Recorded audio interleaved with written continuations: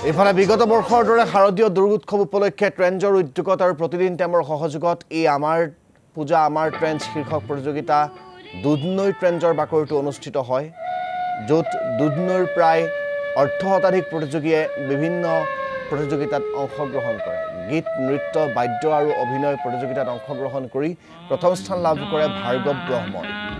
ঋত্বিকা ৰয় আৰু তৃতীয় স্থান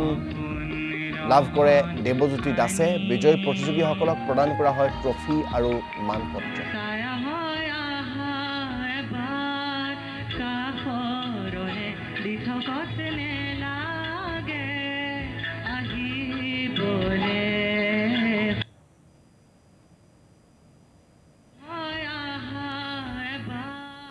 ভাল এটা পদক্ষেপ সুন্দৰ পদক্ষেপ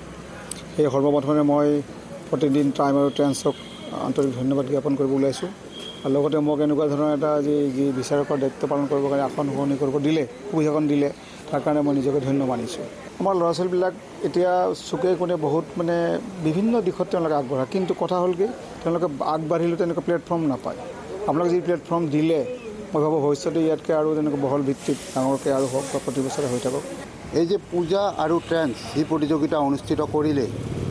মোৰ ফালৰ পৰা মানে আন্তৰিক ধন্যবাদ জ্ঞাপন কৰিছোঁ কাৰণ আমাৰ এই অঞ্চলত যি প্ৰতিভাৱান ল'ৰা ছোৱালী এই মানে প্ৰতিভা লুকাই থাকে তেওঁলোকে এইখিনি বিকাশ কৰাৰ কাৰণে সুবিধাকণ দিয়াৰ কাৰণে মোৰ ফালৰ পৰা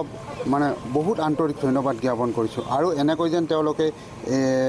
প্ৰতিযোগিতাবোৰ পাতি আমাৰ এই উঠি অহা নতুন ল'ৰা ছোৱালীবোৰক উদগনি যোগায়